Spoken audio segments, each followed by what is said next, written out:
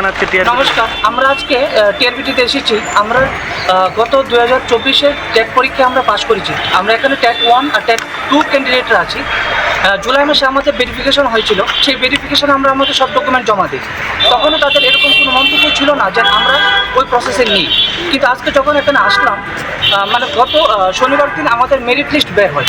এই মেরিট লিস্টে আমাদের নাম নেই। আমরা হতবাক হয়ে গেলাম, কেন আমাদের নাম নেই। সেই জন্য আজকে আমরা টিআরবিটিতে এসেছিলাম। প্রথমে আমরা চেয়ারম্যানের সাথে দেখা করার জন্য চেষ্টা করছিলাম, কিন্তু তারা আমাদের দেখা করতে দেয়নি।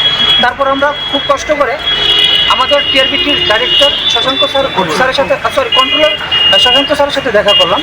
উনি বলছে কি, আমরা আমাদের যে কোর্সটা এনওএস ডিএলএড ওইটা হচ্ছে নাকি 18 মাসে, কিন্তু সুপ্রিম কোর্টের ভার্ডিক্ট অনুযায়ী এই 18 মাসটা কিন্তু অ্যাকচুয়ালি 2 বছরের কোর্স। আমাদের সাথে আরও এনওএস থেকে ডিএলএড করে 2021-এ অনেকেই চাকরি করছে। আর এটা আমাদের প্রধানমন্ত্রী নরেন্দ্র মোদীর সহায়তায় এই কোর্সটা চালু হয়েছিল 2017 সালে। এবং এখানে আমাদের ইন্ডিয়াতে 11.5 লক্ষ লোক ওই ডিএলএড কোর্স করে এখনও বিভিন্ন স্কুলে চাকরি করছে, কেন্দ্রীয় বিদ্যালয়ে চাকরি করছে। ইভেন আসাম, তারপর ওয়েস্ট বেঙ্গল, তেলেঙ্গানা, বিহার, উত্তরপ্রদেশ, তারাও এই ডিএলএড কোর্সের মাধ্যমে চাকরি করছে। ইভেন আমাদের ত্রিপুরাতেও 2021-এর তারা এখন চাকরি করছে।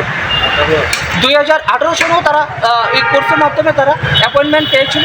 এবং 2022-এ যারা পাস করেছিল তারাও ট্যাক্স সার্টিফিকেট পেয়েছে এবং তাদের কেস এখন হাইকোর্টে চলছে। কিন্তু আজ আমাদের সার্টিফিকেট পর্যন্ত দেওয়া তারা রাজি হচ্ছে না। আমরা এখনও বুঝতে পারছি না এরকমটা কেন হচ্ছে। আমাদের সবার কাছে অনুরোধ, আমাদের মুখ্যমন্ত্রী মানিক শাহর কাছে একটাই অনুরোধ রাখবো, যাতে আমাদের সাহায্য করুন, আমাদের চাকরিটা বাঁচান, আমাদেরকে চাকরিটা দিন। নাহলে আমরা পথে চলে আসবো। আমরা বেসরকারি বিভিন্ন বিদ্যালয়ে চাকরি করি, আমরা খুব কষ্ট করে এই চাকরির জন্য পড়াশোনা করেছি। যদি আপনারা যদি চাকরিটা না দেন, আমরা পথে চলে আসবো। সবাইকে অনুরোধ করছি, আমাদের সাহায্য করুন।